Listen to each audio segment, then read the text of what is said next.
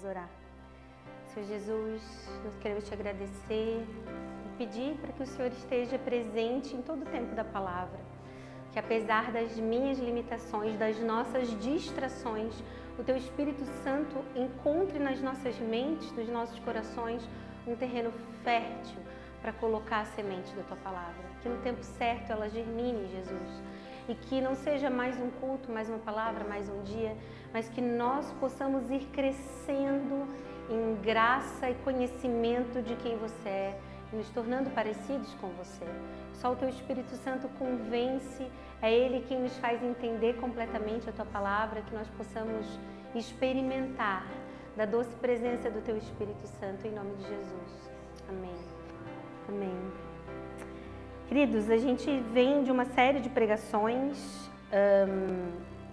que a gente intitulou de Cristianismo na Prática, que é para a gente entender pontos centrais do Evangelho, que parecem básicos, mas não são, e de vez em quando a gente precisa revisitá-los, né? Então, o Jean, na semana passada, começou falando sobre reconhecer a Cristo, né? Como que a gente reconhece, e eu acho interessante isso, porque durante muito tempo eu ouvi em muitas igrejas apelo, tem igreja que faz apelo, né? Que é aquele momento em que a pessoa pergunta se você quer aceitar Jesus Cristo como o Senhor e Salvador da sua vida. E eu não concordo com o apelo, porque eu não acho que você aceita Jesus. Você reconhece Ele. Ele é poderoso demais para você resistir a Ele. A palavra de Deus diz que Ele é irresistível. Então, quando você reconhece Ele como seu Senhor e Salvador, é porque o Espírito Santo tirou as escamas dos seus olhos. Mas eu não sei se você aceita ou rejeita o Senhor. Então, é interessante porque o primeiro culto do tema foi reconhecendo a Cristo. E aí é um dos pontos centrais, né? Quando existe a conversão, o choque que a conversão faz nas nossas vidas. Inclusive, um ponto que o Jean trouxe, quando caem as escamas dos nossos olhos, quando o Espírito Santo abre os nossos olhos e nós reconhecemos Jesus como Senhor e Salvador. Às vezes a gente fica uma vida inteira na igreja, e esse foi o meu caso, que eu não sabia que crente tinha que se converter. Minha mãe se converteu, eu tinha 4 anos, eu pensei que eu era convertida. Até que um belo dia eu entendi que eu frequentava a igreja, eu sabia teologia, mas eu não tinha reconhecido aquele Cristo como meu Senhor e Salvador. Então nós vimos isso na semana anterior, e hoje o tema da pregação na verdade a gente falaria sobre, sempre cai esse tema para mim, mas foi um acidente mesmo, que seria sobre a jornada de resistir ao pecado. Como que a gente, reconheci a Cristo como Senhor e Salvador, entendi, mas e agora? O que eu faço? Agora eu tenho uma vida inteira, que eu já preguei isso para vocês certa vez, que é o dilema da vida do crente, é o já e o ainda não. Jesus já veio, mas ainda não voltou. Eu já sou salvo, mas ainda não desfruto da vida eterna. Então eu já reconheço Cristo como Senhor e Salvador, mas Ele ainda não voltou, e agora? O que eu faço até o grande dia do Senhor? Hoje a gente vai falar sobre uma dessas facetas, que é como que a gente vive a vida cotidiana, a vida comum, a vida do dia a dia, depois que a gente reconhece a Cristo como Senhor e Salvador. O que a gente faz? Quando eu estava orando por isso, o Senhor Jesus trouxe, o Espírito Santo trouxe no meu coração um livro que é pouco falado, mas hoje nós vamos estudar a jornada de Tito. Tito, um discípulo de Paulo. Essa carta foi escrita mais ou menos em 63 depois de Cristo, mais ou menos ali. É importante a gente entender a carreira de Paulo. Paulo, então, se converte ansiosamente, né? Esse Saulo que se torna Paulo, quando se converte, ele cheio de conhecimento que era, porque ele era membro do Sinédrio, ele era alguém extremamente estudado, letrado, ele vai tentar pregar, mas ele é resistido, porque não era o momento. E ele fica muitos anos até iniciar o seu ministério. Mas depois que ele inicia o seu ministério, que ele realmente é reconhecido pelos outros discípulos, quando eles reconhecem, não, esse mesmo evangelho que Paulo prega, o evangelho que nós vivemos, que nós vimos, esse Paulo, ele realmente é um discípulo a quem o próprio Cristo levantou, até porque Paulo mesmo diz que ele foi discipulado pelo próprio Cristo no deserto. É importante a gente saber, Jesus andou com os discípulos quanto tempo? 3 anos. né, preparando os discípulos. E quanto tempo Paulo ficou no deserto? 3 anos. E ele mesmo fala que ele foi discipulado pelo próprio Cristo, assim como os outros discípulos. Então Paulo passa durante muito tempo como missionário plantando igrejas, ok? Ok. E aí, depois que ele planta essas igrejas então, assim como nós somos uma plantação, está começando e tudo mais, Paulo deixa um representante em cada igreja para poder ajustar a igreja, para que a igreja vai se ajustando, e as igrejas começam a crescer, e Paulo escreve cartas a alguns dos seus discípulos, orientando, e há algumas igrejas, por exemplo, carta aos Coríntios, é a carta à igreja de Corinto, carta aos Romanos, é a igreja recém-estabelecida em Roma, para poder nortear acerca da vida dessas plantações. Ok, então a gente está entendendo. E uma das cartas que ele escreve é a Tito. A gente não sabe exatamente quantos anos Tito tinha, mas pela forma como Paulo fala com ele no início da carta, provavelmente ele era mais jovem do que Paulo. A gente acredita nisso. Eu não vou chamar ele de jovem Tito, porque eu seria presunçosa, estaria criando uma teologia que eu não tenho como sustentar, mas acreditamos que sim, ele era mais novo. E a gente sabe também que Tito, ele era grego. Eu vou ler ali. Então, Tito, ele tem uma jornada cristã muito parecida com a minha e a sua. E por isso que a gente vai estudar essa pequena carta hoje, para a gente entender um pouco sobre a nossa própria jornada cristã. Então você vai caminhar comigo nessa noite, lendo a carta de Paulo, como se Paulo estivesse escrevendo, na hora que ele fala Tito, como se ele estivesse falando Maria Helena, como se ele estivesse falando Felipe. Então, é assim, ok? Então quando ele fala lá, eu escrevo essa carta ao meu amado Felipe, meu verdadeiro filho na fé, que compartilhamos. Está escrevendo para mim e para você, ok? Em Gálatas 2:3, você não precisa abrir, a gente já vai ler a Bíblia. Ele fala, eu vou ler a versão NVI, tá? Contudo, nem mesmo Tito, que estava comigo, foi obrigado a circuncidar-se, apesar de ser grego. Então, o que a gente entende? Tito, ele não era de origem judaica. Ele era um recém-convertido. Não tão recém na época da escrita dessa carta, mas ele se converteu àquilo que era o cristianismo. A gente tem que entender que eles não estavam eles queriam voltar ao judaísmo, às origens daquilo que Deus havia chamado o seu povo para ser. Nós chamamos eles de cristãos, mas eles eram os novos cristãos que queriam ser um povo com os judeus. Mas Tito não era judeu. E é importante a gente ter isso em mente, por quê? Porque os judeus recém-convertidos, os novos cristãos que haviam sido judeus, olhavam para Tito, que se converteu, e falavam, não, mas ele também tem que se circuncidar. Mas por que a circuncisão era importante para o judeu convertido? Porque a circuncisão era uma aliança de Deus com o povo judeu. Na verdade, antes até deles serem judeus, eles eram hebreus ainda, eles eram mais antigos, lá do início, lá de Moisés, que demonstra a aliança de Deus com o seu povo. Renata, mas não podia ser uma outra aliança, não sei, um laço, uma coisa, tinha que ser A gente tem que entender que a gente está falando da época mosaica, 1500 anos antes de Cristo.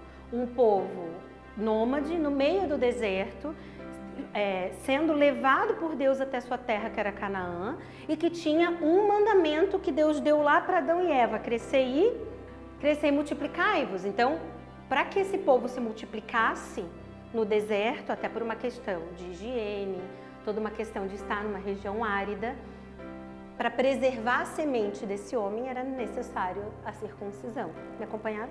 Mais ou menos? Sim? Mais ou menos? Ok. Que é o mesmo motivo pelo qual, lá na lei mosaica mais tarde, a gente vai ver que inclusive tem alguns direcionamentos para as mulheres no período menstrual. Ai meu Deus, mas a mulher tinha que ficar fora do acampamento, ela era considerada imunda, a gente não tinha higiene.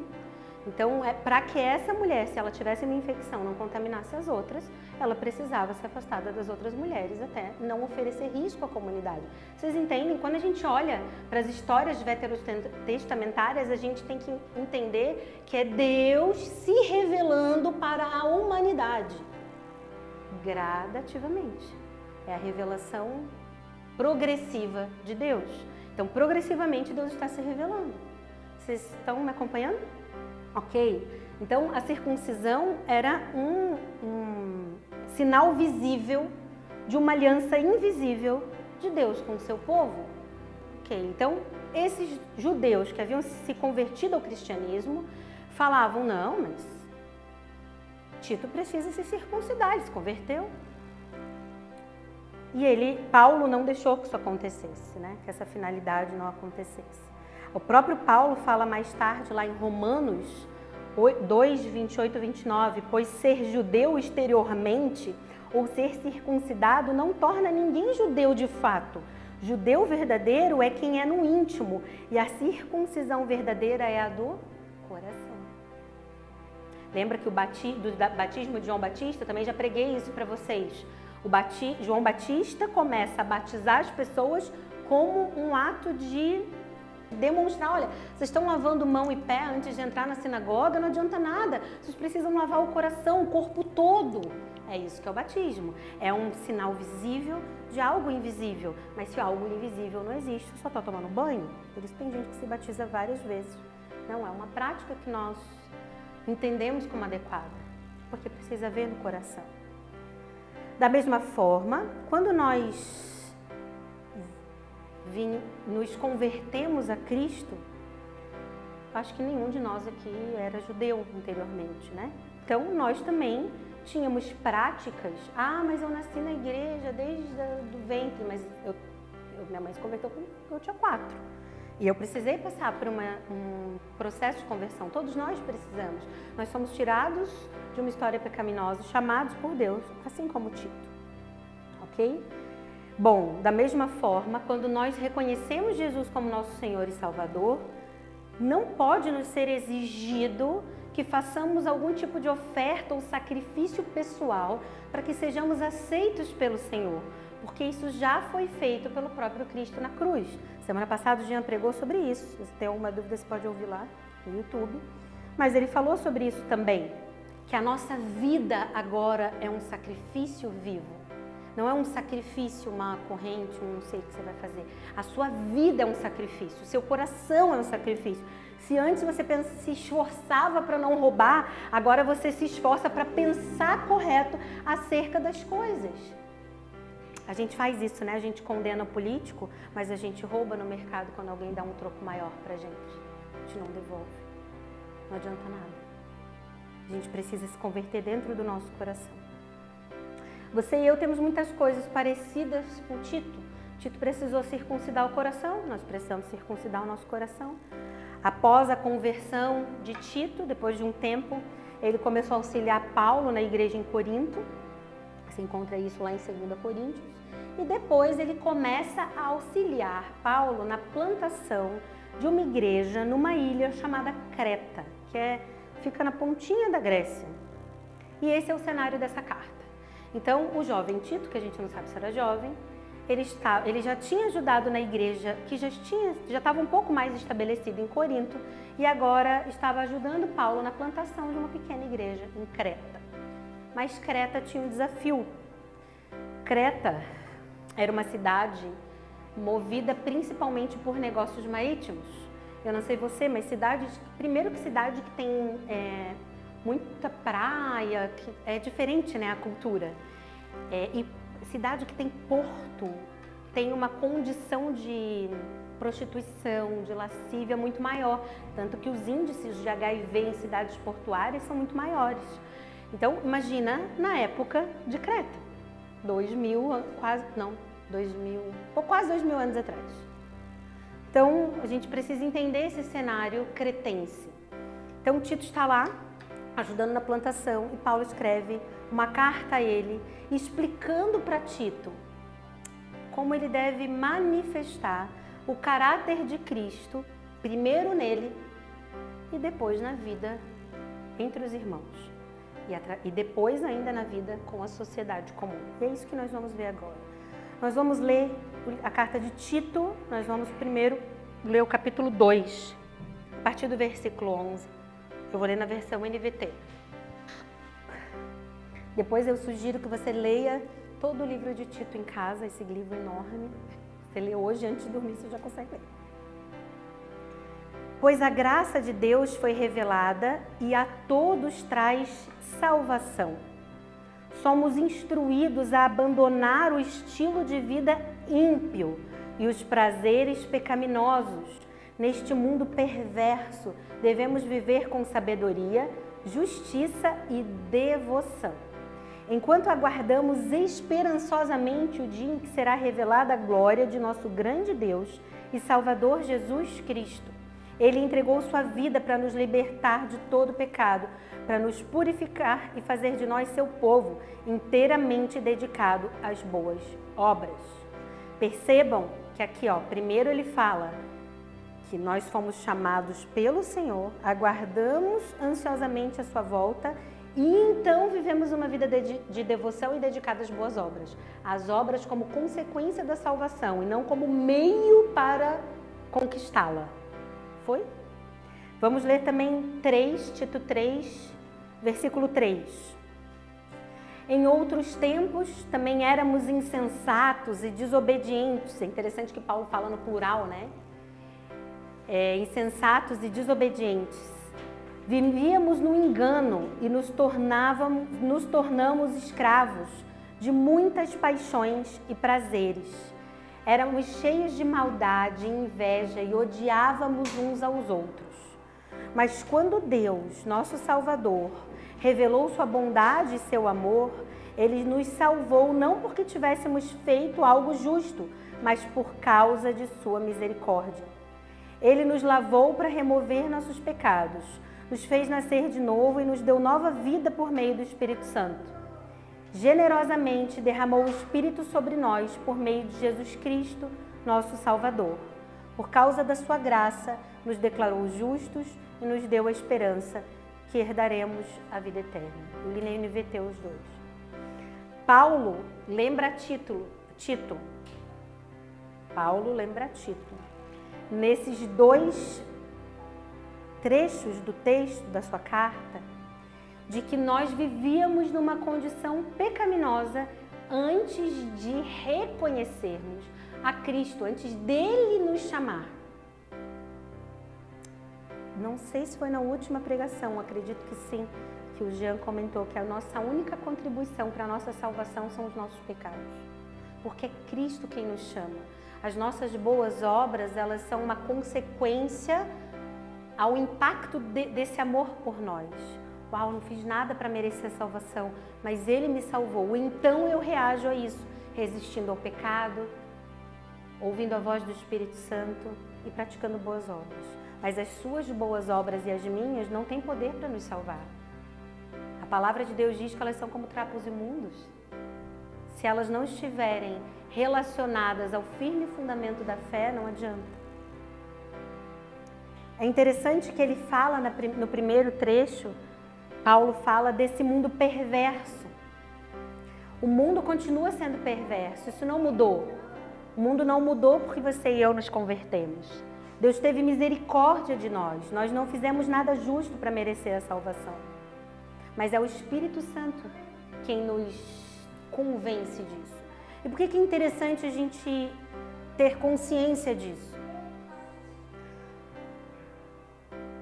Porque, embora a salvação não seja um privilégio de nós escolhermos, eu vou escolher ser salvo, eu vou decidir por isso, é nosso papel ser sensíveis à voz do Espírito Santo, sensíveis à voz do Espírito Santo, porque Satanás continua querendo nos persuadir e enganar. Nesse sentido, o arrependimento não é um lugar que a gente experimenta e visita quando se converte. O arrependimento é um lugar que a gente revisita constantemente. Por que é importante a gente saber disso? Porque às vezes nós temos a gente tem dois extremos. Primeiro, a gente acredita que se converteu e não vai mais sentir vontade de pecar. Isso é mentira. Você ainda habita num corpo humano. Você ainda vai ter que sentir desejo. E isso é uma estratégia poderosa que você precisa entender dentro da sua mente. O pecado só se consuma quando você dá lugar e vazão para os pensamentos pecaminosos que tem na sua mente.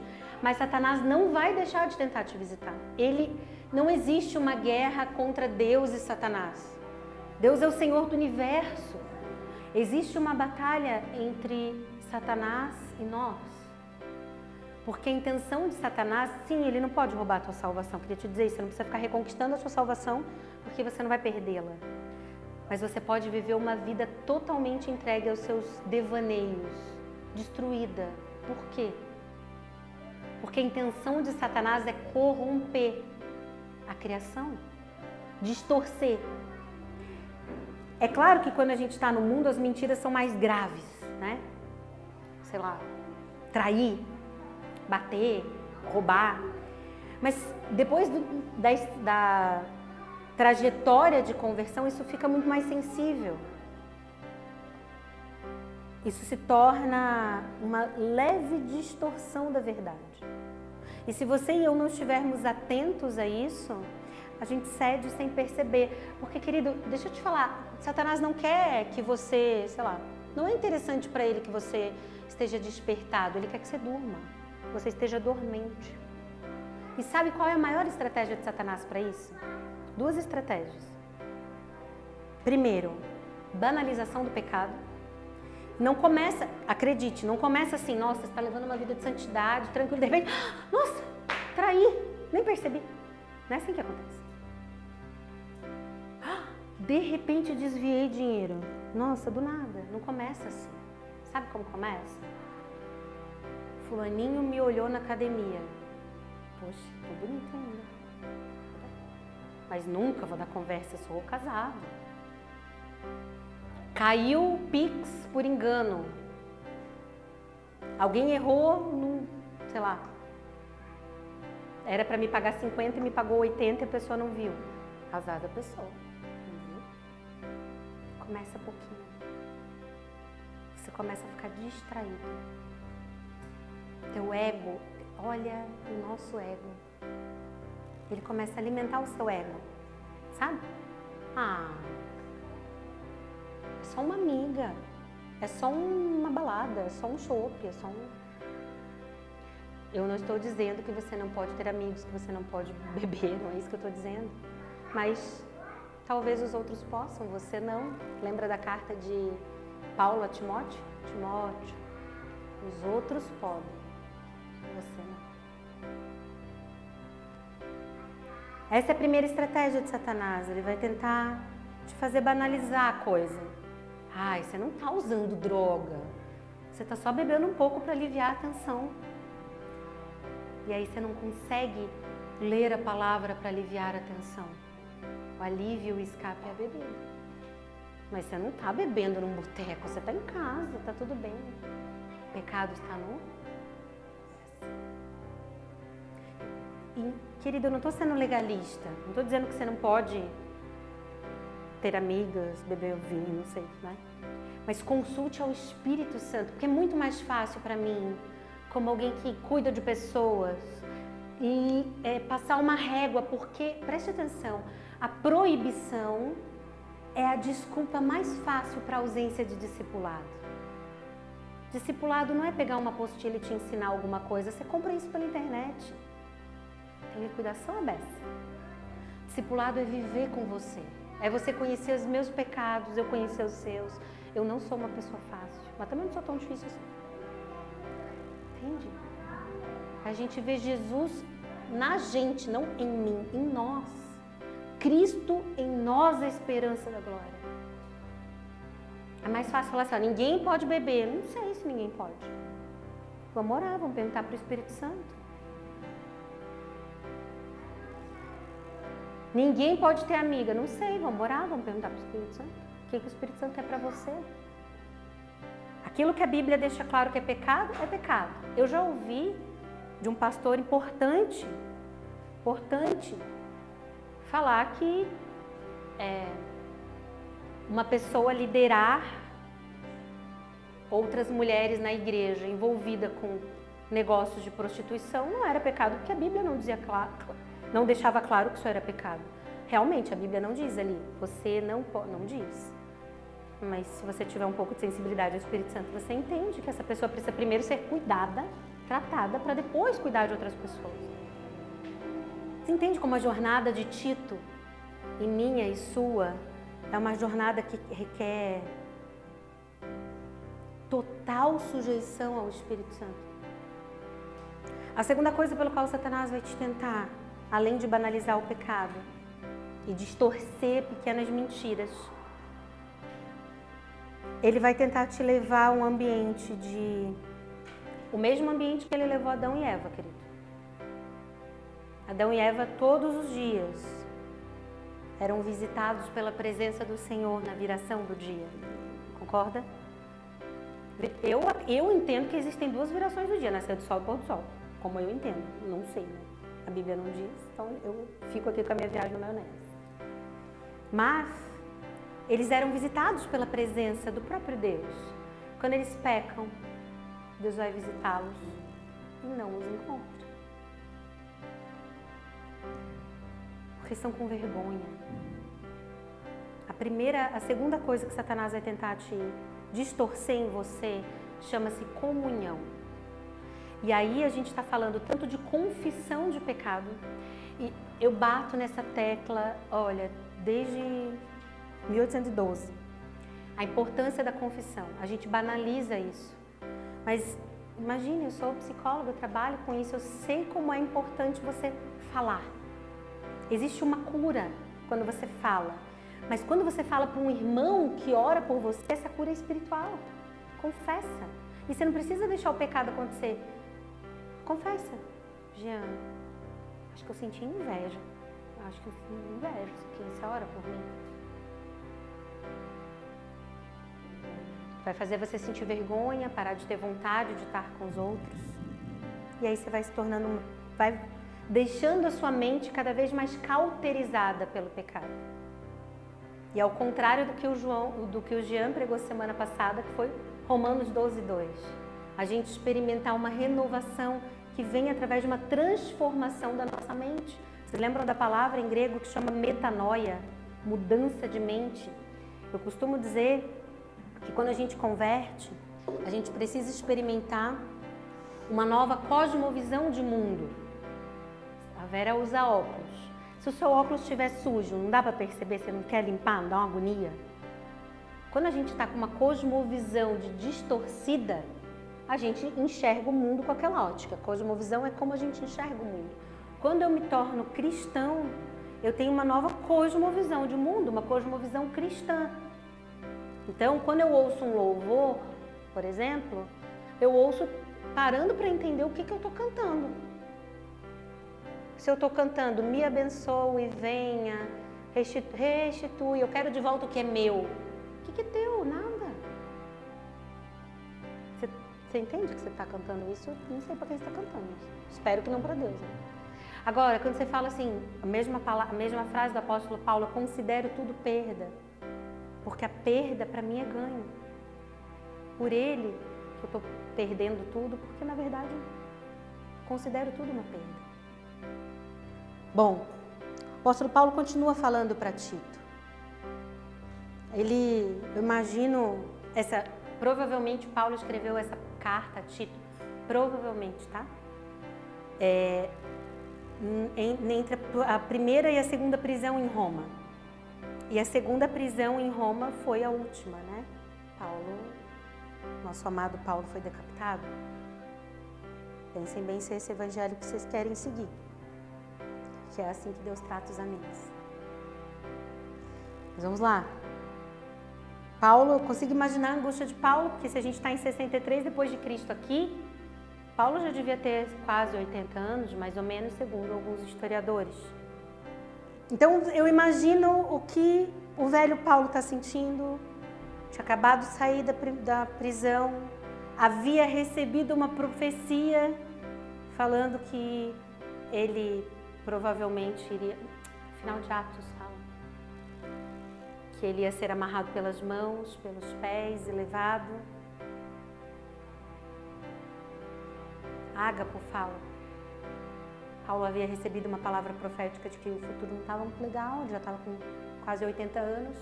ele tinha expectativa em Tito. Eu imagino o coração dele falando, Tito, acorda. Satanás vai tentar distorcer a verdade.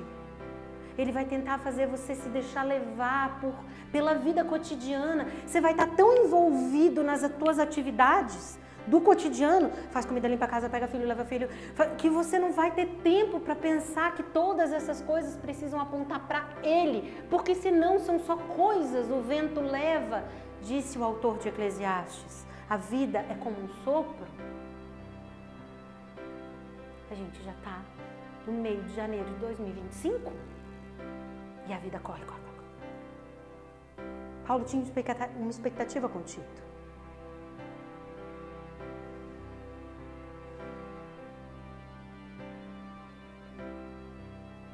Então, Paulo continua, eu imagino Paulo escrevendo essa carta com muito amor, com muito afeto, com muita experiência dos anos de evangelho, com a experiência dos seus próprios erros, inclusive, porque Paulo foi um perseguidor dos cristãos. Mas é importante a gente entender o cenário, para que possamos aprender.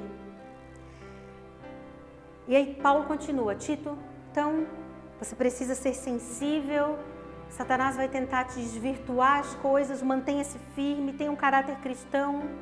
E agora Paulo vai falar sobre as falsas doutrinas. Vamos ler Tito 1, versículo 10. Eu vou ler também a NVT.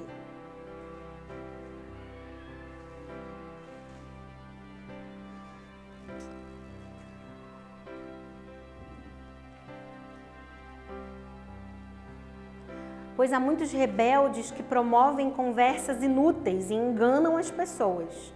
Refiro-me especialmente àqueles que insistem na necessidade da circuncisão, que a gente falou ali no início. É preciso fazê-los calar. A NVI fala, é necessário que sejam silenciados.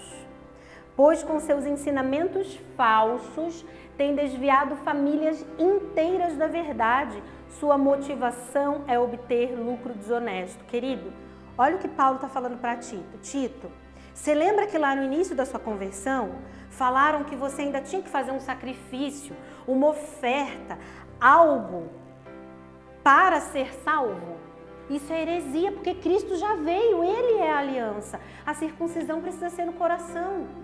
Essas falsas doutrinas precisam ser silenciadas. Mas como é que a gente vai silenciar a falsa doutrina? Com certeza Paulo estava falando do quê? Que a gente tem que criar um Instagram para denunciar. Como? Olha o que Paulo fala dos ensinamentos deturpados que eles vinham disseminando na ilha de Creta. Ele fala lá no versículo 12 do capítulo 1 assim: os cretenses são mentirosos, perversos, truculentos, pensam somente em seus desejos, preguiçosos. Versículo 16, afirmam que conhecem a Deus, mas o negam por seu modo de viver. São detestáveis e desobedientes e não servem para fazer nada de bom. Nada de bom. O que Paulo está falando? Eles pregam, eles falam, eles arrotam tudo isso, mas a vida cotidiana deles não dá testemunho de que são cristãos. Quer ver um negócio para dar testemunho de que você é cristão? Trânsito. Homens, quer ver um negócio para dar testemunho de que você é cristão?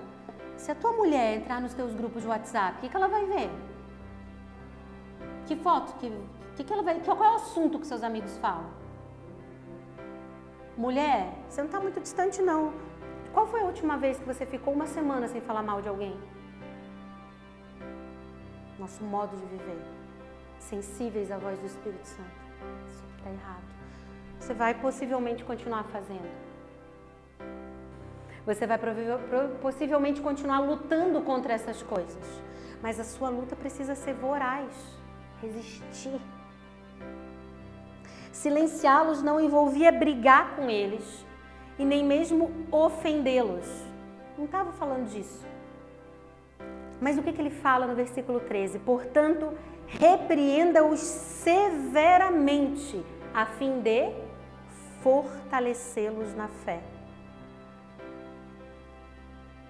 Porque quando você repreende o seu irmão, você está fortalecendo ele na fé.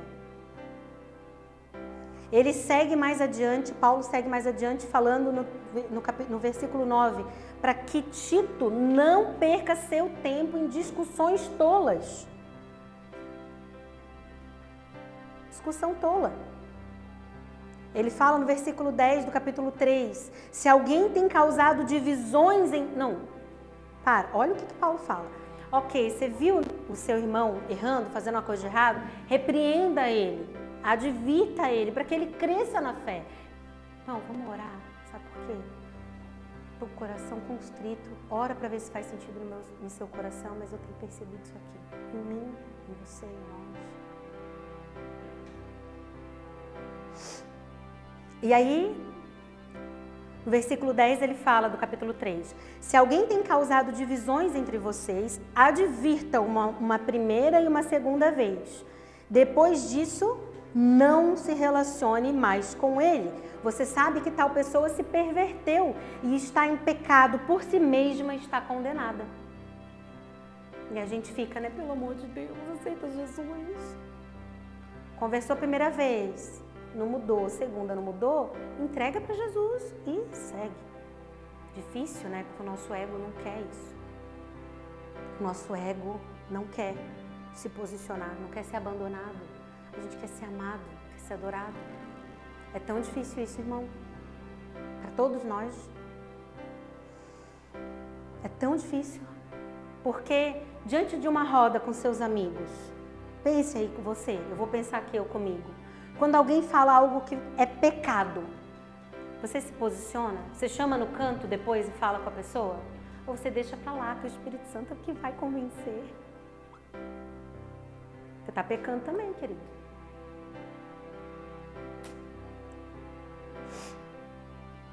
O que Paulo fala para Tito é que a melhor resposta contra esses falsos ensinos não são intermináveis discussões teológicas, mas sim uma conduta verdadeiramente transformada pelo Evangelho. Porque melhor do que eu ficar 3 horas conversando com Samuel, não, Samuel, veja bem, olha aqui, Gênesis diz que é me aproximar dele e pela minha vida, pela minha conduta diária, como eu faço pão, como eu crio filho, como ele vai. E aí eu exorto o pecado nele, ele vê que um vai apoiando e ajudando o outro. Sabe como eu convenço? Vivendo o Evangelho. Eu não vou convencer a Godofreda que mora, não sei, em Maceió. Mas eu, junto com a minha irmã Lena, nós vamos vivendo o Evangelho. Aí a gente encontra a Vera, daí a gente vai vivendo o Evangelho. Daí a gente vai encontrar, e aí a gente vai vivendo o Evangelho. Simples assim, cotidiano. Parece, tá, Renata, é só isso? É só isso. Só é muito, né? Você depende completamente do Espírito Santo para isso. Mas é isso. Primeiro o Evangelho age em nós, conduta cristã, para depois através de nós. Olha o que o apóstolo Paulo fala para Tito, capítulo 2, versículo 15. Ensine essas coisas, também exorte e repreenda com toda a autoridade, que ninguém despreze você. Isso é um grande soco no nosso ego. Olha o que ele está falando. Olha só, você exorta com autoridade quem você vê que está em pecado. Não que ninguém te despreze. Oxe, mas eu vou ser odiado por todo mundo? Por que você acha que Paulo morreu decapitado? Que ele era pop? A gente quer ser bajulado, a gente quer ser amado, a gente constrói um trono no nosso próprio coração e se coloca lá, sem perceber. Você e eu fazemos isso.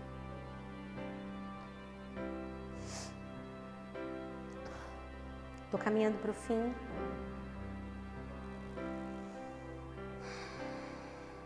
Quero ler algo para você.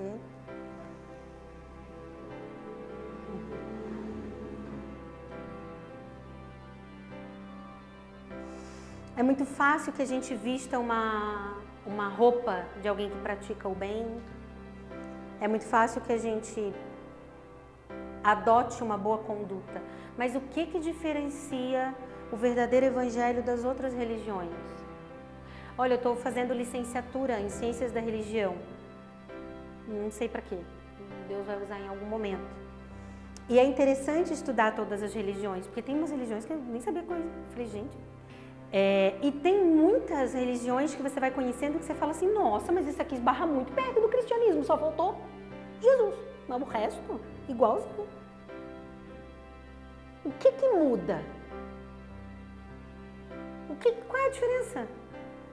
A diferença é que primeiro o cristianismo é a única que o profeta central morreu e ressuscitou, disse que voltará.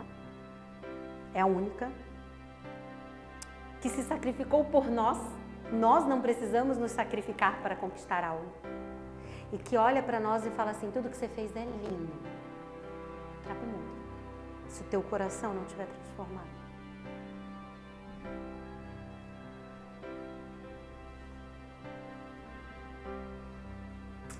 Eu quero ler para vocês uma letra de uma música antes da gente encerrar. Eu quero fazer 2 orações. De um cantor que chama Marco Teles. E ele escreve assim, ó Senhor, doma o meu coração, o que sinto em mim maltrata e é vão. Mesmo eu sendo pecador, todo dia eu me convenço que eu não sou tão ruim assim. Eu mereço bem para mim. Lá no fundo, eu entendo que minha culpa tem sentido. Mesmo assim, eu me glorio e me encho de justiça que me engana e maltrata, trapaça. Eu sou pecador. Eu me exalto, me consolo, pinto um quadro com o meu rosto, levanto o meu bom nome, mas no fim a queda é grande. Eu assumo um lugar alto, usurpando o teu trono, que nem mesmo o melhor de nós é digno de se assentar. Nós fazemos isso todos os dias, querido. Todos os dias nós vamos lutar contra o nosso ego. Talvez o pecado maior na sua vida você já tenha conseguido abandonar. Amém, glória a Deus por isso. Mas existe um ego que precisa morrer todos os dias. Nas pequenas coisas, nas vaidades. Nós nos convencemos que precisamos, nós nos convencemos do que precisamos, mais do que precisamos para viver. Nós queremos ser idolatrados, admirados. Nós precisamos matar o nosso ego, querido, como uma resposta de amor àquele que nos amou primeiro. Eu quero orar com você em 2 sentidos, e aí eu vou me aproveitar um pouco. Quero que você se coloque de pé, por favor. Vou me aproveitar do Salmo que a Lu leu. Eu vou ler uma parte do Salmo. E é lindo ver o Espírito Santo operando, porque ela nem sabia. Na verdade, nem eu sabia que eu ia pregar. Muito menos ela. Mas eu quero orar. O que o Espírito Santo colocou no meu coração, primeiro, é orar por pecados ocultos.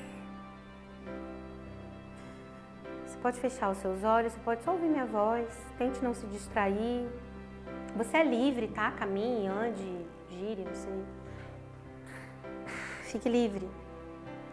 Mas eu quero orar por pecados ocultos. E aí eu vou ler um trecho do Salmo 32 que a Lu leu no início.